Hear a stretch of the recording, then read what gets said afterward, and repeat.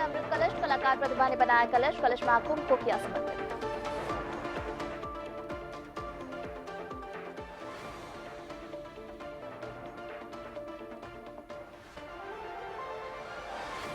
HMPV virus पर deputy CM का बयान, बोले सावधानी के साथ आगे बढ़ रहे, घबराने की कोई बात नहीं।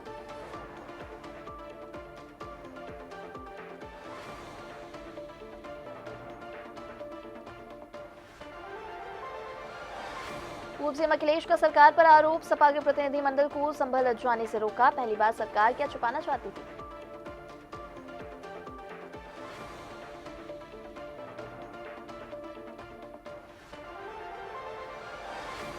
प्रयागराज में हठ योग करते साधु, प्रमोद गिरी महाराज रोज करते योग, कल सुबह होता है अद्भुत अनुष्ठान।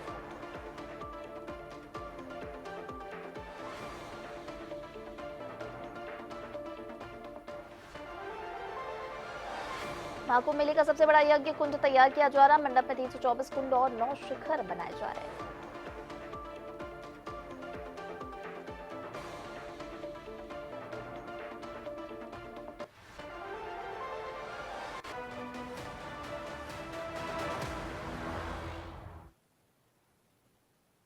नमस्कार, खबर उत्तर प्रदेश देख रहे हैं आप। मैं हूं आपके साथ सृष्टि सिंह। इसी के साथ अब बढ़ते खबरों की ओर। आपको बता दें, समाजवादी पार्टी के मुखिया और सांसद अखिलेश यादव कहते हैं, समाजवादी पार्टी का एक प्रतिनिधिमंडल संभल जाकर लोगों से बात करना चाहता था, सरकार ने हमें इसकी अनुमति नहीं दी। वो दिल्ली और लखनऊ से तैयारी करके आए थे, लेकिन पुलिस ने उन्हें रोक दिया।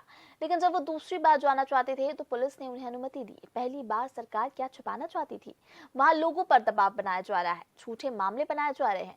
पूरी घटना सरकार ने गढ़ी है। जब हमारे पास पूजा स्थल अधिनियम 1999 पहले से ही है तो सर्वेक्षण की इतनी जल्दी क्यों थी? इसके अनुसार सर्वेक्षण नहीं किया जा सकता, लेकिन ये एक साजिश के तहत किया गया। ये दंगे नहीं थे, प्रशासन की गोलियों से लोगों की जान गई।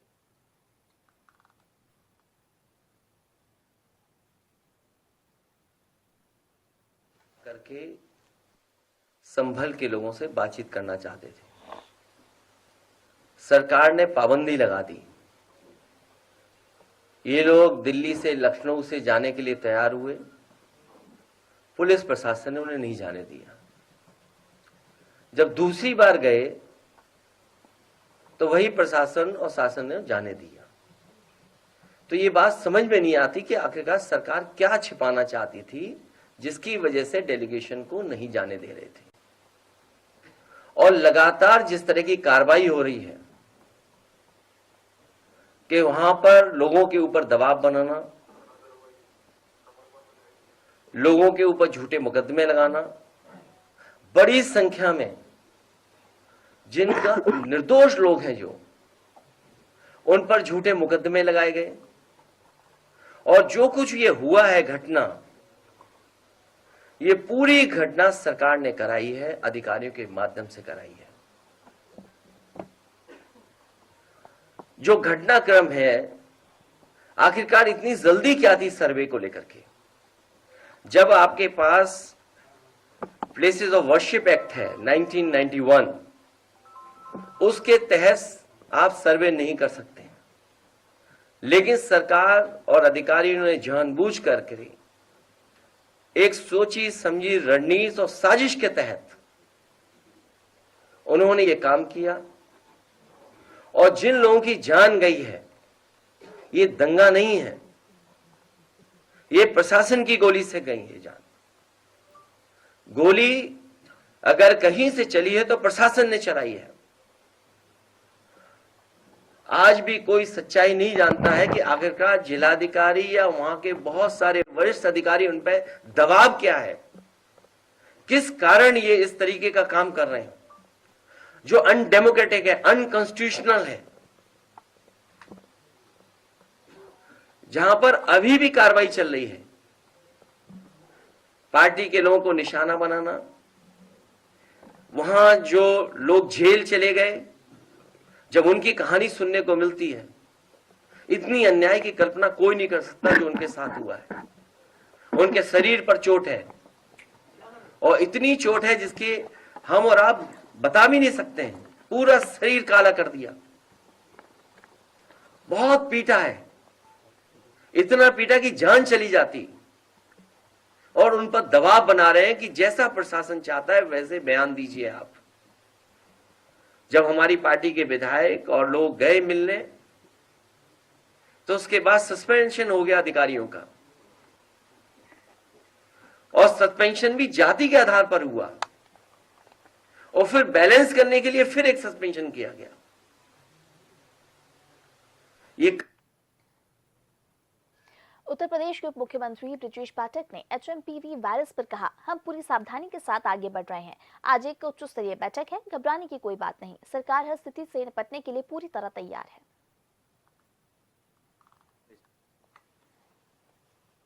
करके हम लोग पूरी सतर्कता के साथ आगे बढ़ रहे हैं। आज एक उच्च स्तरीय बैठक भी है और कहीं कोई पैनिक जैसी स्थिति नहीं है। हर स्थिति से निपटने के लिए सरकार पूरी तरह से तैयार है। महाकुंभ मेले का सबसे बड़ा यज्ञ कुंड तैयार किया जा रहा है, जहां 1100 पुजारी गाय को राष्ट्रमाता का दर्जा दिलाने के लिए महायज्ञ करेंगे। जगत गुरु शंकराचार्य स्वामी अभिमुक्तेश्वर आनंद सरस्वती के शिविर में आयोजित इस मंडप में 324 कुंड और 9 शिखर हैं। ये यज्ञ 1 महीने तक चलेगा, जो हर दिन 9 घंटे चलेगा।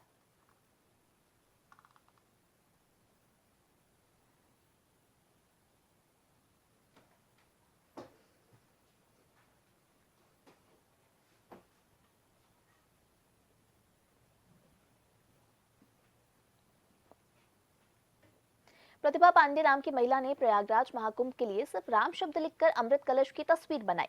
कलाकार प्रतिभा पांडे कहती है, मैं इस महाकुंभ को समर्पित करती हूँ।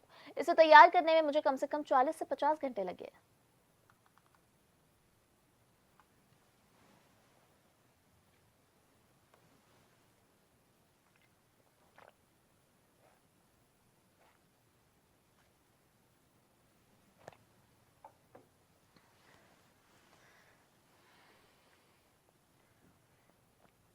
नागा साधु प्रमोद गिरी महाराज महाकुंभ मेले में 61 घड़े पानी से स्नान करके हठ योग करते हैं। वो हर सुबह 4 बजे ये अद्भुत अनुष्ठान करते हैं। नागा साधु प्रमोद गिरी महाराज ने कहा, घड़ों से स्नान की रस्म आमतौर पर 41 दिनों तक चलती है, लेकिन महाकुंभ मेले में जगह और समय की कमी के कारण हमने इसे घटाकर 21 दिन कर दिया है। पहले दिन से ही अनुष्ठान की शुरुआत 51 घड़ों से पानी लेकर हुई। मैं एक जगह बैठता हूँ और कुछ लोग इन घड़ों से मुझ पर पानी डालते हैं। घड़ों की संख्या दिन ब दिन बढ़ती जाती है, किसी दिन 3 तो किसी दिन 2। हठ योग अभ्यास करते हुए ये मेरा 9वां वर्ष है, और जब तक गुरु महाराज की कृपा हमारे साथ है, हम इसे करते रहेंगे।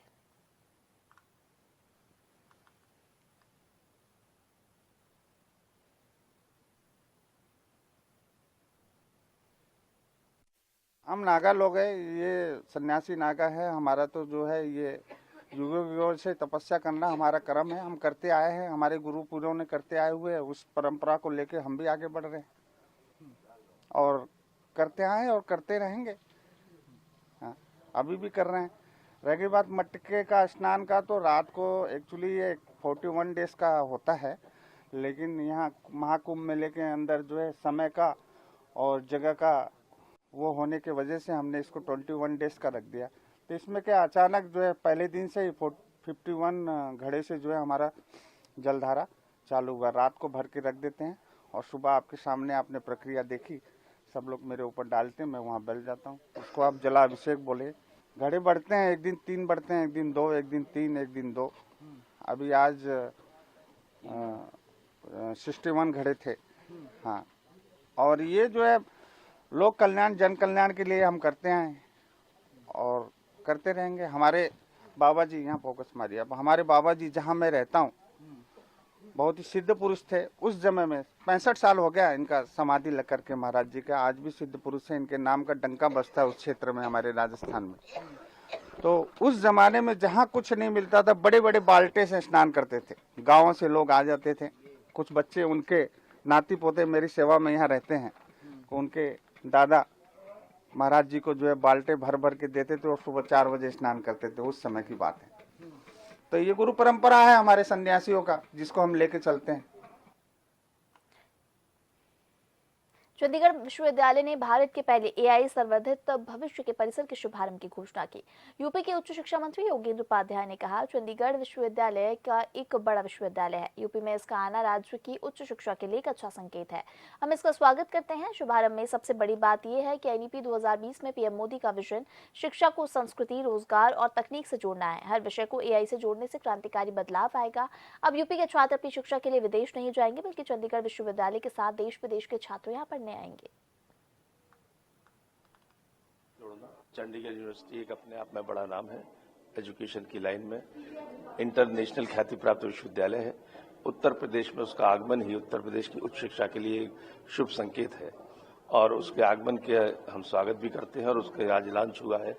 इसमें सबसे बड़ी बात यह है कि जो माननीय मोदी जी की विजन है NEP 2020 में कि शिक्षा को संस्कार से जोड़ना, शिक्षा को रोजगार से जोड़ना, शिक्षा को तकनीक से जोड़ना, इसमें बिल्कुल अत्याधुनिक तकनीक AI से जोड़ने की प्रक्रिया है। हर सब्जेक्ट को AI से जोड़कर एक क्रांतिकारी परिवर्तन होगा और उत्तर प्रदेश की शिक्षा को अब उत्तर प्रदेश का छात्र देश विदेश पढ़ने नहीं जाएगा। चंडीगढ़ की यूनिवर्सिटी के आने से देश विदेश की छात्रियां पढ़ने आएंगी। जैसा कि मैं आपको बताऊं कि मुझे उम्मीद नहीं थी कि विदिन 6 मंथ्स ये अपना पूरा इंफ्रास्ट्रक्चर तैयार करके बिल्कुल इस पोजीशन में आ जाएंगे कि विश्वविद्यालय चला एडमिशन ले सकें। आज इन्होंने आशा से कम समय में इस काम को पूरा कर लिया है। अब अप्रैल में ये अपना काम शुरू कर देंगे और उत्तर प्रदेश की शिक्षाविदों को, शिक्षकों को, शिक्षा क्षेत्र में जुड़े हुए सब लोगों को, छात्र छात्राओं को एक बेहतरीन अवसर प्राप्त होगा। महाकुंभ 2025 की तैयारियों को लेकर अरेल घाट पर NDRF द्वारा मॉक ड्रिल की गई। महाकुंभ 2025 पर NDRF के DIG MK शर्मा ने कहा कि NDRF कुंभ को लेकर पूरी तरह से तैयार है। ये एक छोटा सा प्रदर्शन हमने आपके सामने पेश किया था। आने वाले श्रद्धालुओं को एक सुरक्षित वातावरण देने के उद्देश्य से हम ये तैयारियां कर रहे हैं। यहाँ करोड़ों लोग डुबकी लगाने आएंगे, लेकिन यदि दुर्घटनावश कोई गहरे पानी में चला जाए और डूबने लगे तो उसे बचाने के लिए हमारे पास विशेष उपकरण और गोताखोर है।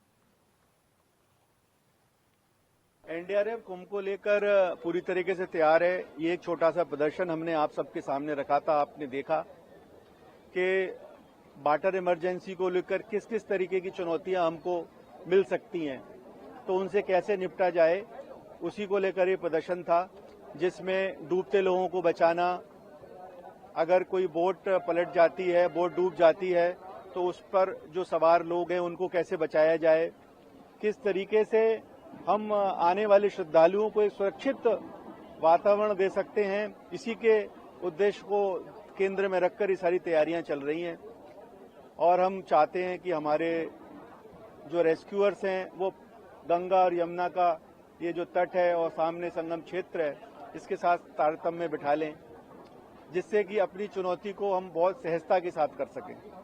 सुरक्षा कारणों के मुद्देनजर तो मैं कोई बात नहीं कर सकता, उसके लिए सुरक्षा एजेंसियां सतर्क हैं, लेकिन हम बचाव दल हैं। अगर chemical, biological, radiological, nuclear emergency को लेकर कोई चुनौती उत्पन्न होती है तो उसको निपटने में हम सक्षम हैं। यहाँ पर हमारे ट्रेन दस्ते पूरे साजो सामान के साथ तैनात हैं। रुकेंगे एक छोटे से ब्रेक के लिए, आप देखते रहिए DNN।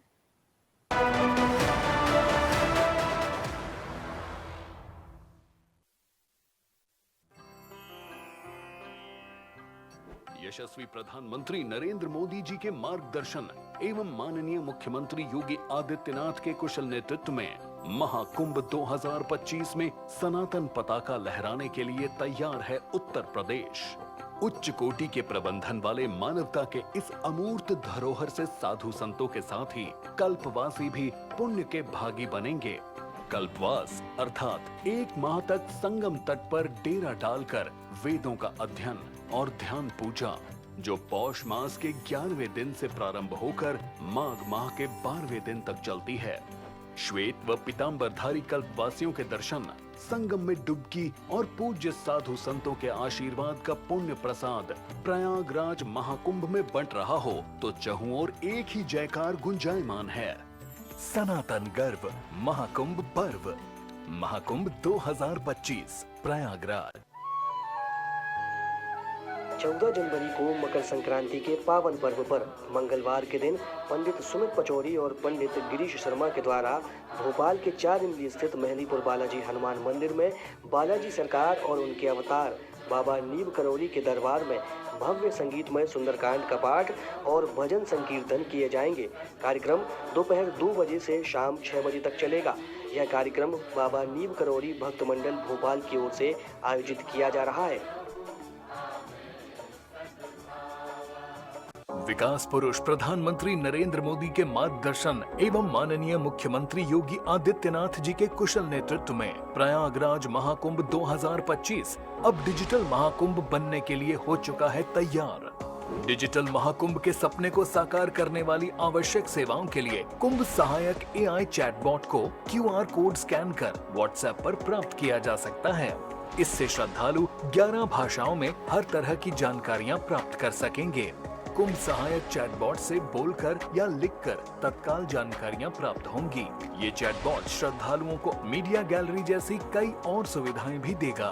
किसी अस्थायी शहर के लिए पहली बार गूगल पर महाकुंभ मेला क्षेत्र अलग से चिन्हित किया गया है। इससे नेविगेशन आसान होगा। डिजिटल महाकुंभ का साक्षी बनने आप भी पधारिए प्रयागराज। सनातन गर्व महाकुंभ पर्व महाकुंभ 2025 प्रयागराज।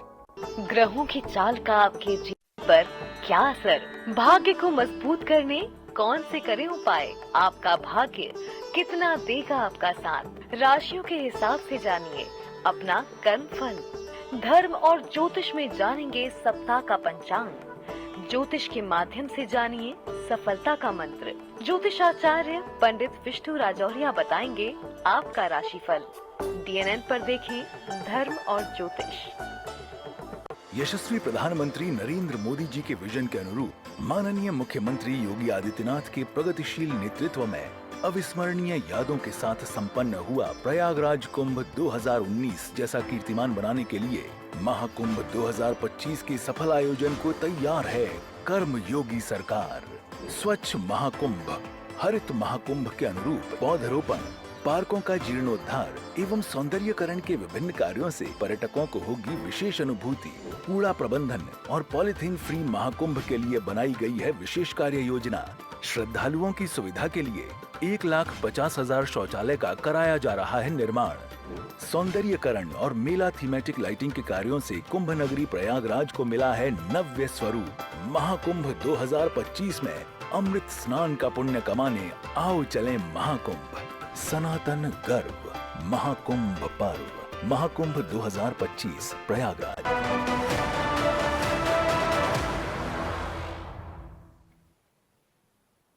ब्रेक के बाद एक बार फिर से स्वागत है आपका खबर उत्तर प्रदेश में। एक बार फिर से रुक कर लेते हैं खबरों का। तो आपको बता दें दिगंबर हरिवंश गिरी ने पिछले 5 वर्षों से अपना हाथ ऊपर उठा रखा है और कुल 12 वर्षों तक इसे इस तरह रखने का संकल्प लिया है।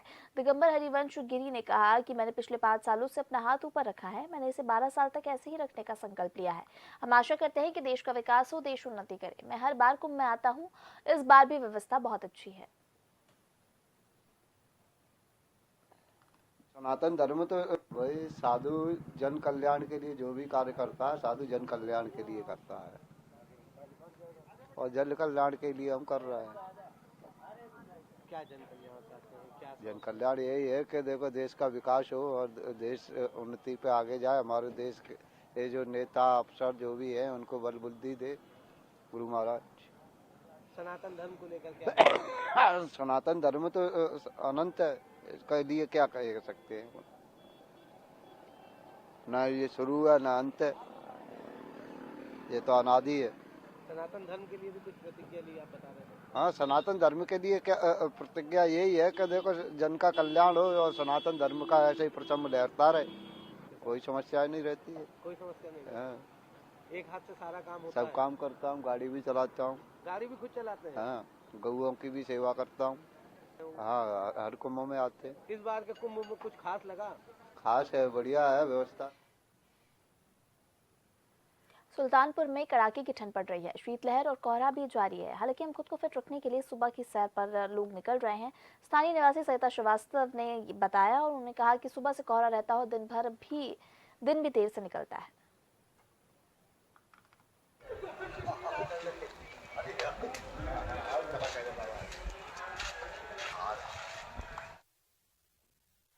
कड़ाके की पड़ रही, शीतलहर भी चल रही है, कोहरा भी है, लेकिन हम लोग स्वास्थ्य को ठीक रखने के लिए थोड़ा मॉर्निंग वॉक करते रहते हैं। तो मॉर्निंग वॉक पे निकले हम लोग। अभी 6:30 बज चुका है, लेकिन अभी भी अंधेरा ही है। ठंड कैसे पड़ रही है? कड़ाके की ठंड पड़ रही है, पहन ओढ़ के निकलना है, नहीं तो फिर बीमार हो जाएंगे। और हम तो सबको यही कहेंगे कि सब पहन ओढ़ के ही निकले। मुख्यमंत्री योगी आदित्यनाथ 10वें सिख गुरु श्री गुरु गोबिंद सिंह के प्रकाश पर्व में शामिल हुए। सीएम योगी आदित्यनाथ गुरु गोबिंद सिंह प्रकाश उत्सव कार्यक्रम में शामिल होने के दौरान उन्होंने कहा कि 26 और 27 दिसंबर को पूरे देश ने साहिबजादा दिवस मनाया, श्रद्धांजलि अर्पित की। यही सही कहा गया है कि गुरु गोबिंद सिंह महाराज एक शहीद पिता और एक शहीद पिता के पुत्र हैं। शहीदों के पिता गुरु तेग बहादुर जी ने उन्हें प्रेरणा दी है।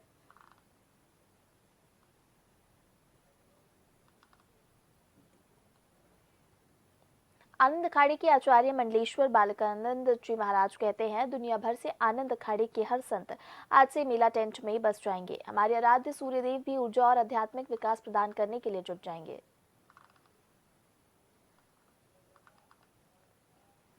उत्तर प्रदेश के मुख्यमंत्री योगी आदित्यनाथ के सलाहकार अवनीश कुमार अवस्थी ने महाकुंभ मेला 2025 के लिए बने सूचना परिसर का निरीक्षण किया। मुख्यमंत्री के सलाहकार अवनीश कुमार अवस्थी ने कहा, 2019 में कुंभ में 25 करोड़ लोग आए थे। ये महाकुंभ है। मुख्यमंत्री का अनुमान है कि लगभग 2 गुने लोग यहाँ आएंगे। कल उन्होंने सभी अधिकारियों को निर्देश दिए कि हम सभी लोग मौके पर जाकर व्यवस्थाएं देखें। सूचना परिसर में आए हैं, यहाँ बहुत बड़ा सूचना परिसर बनाया गया है।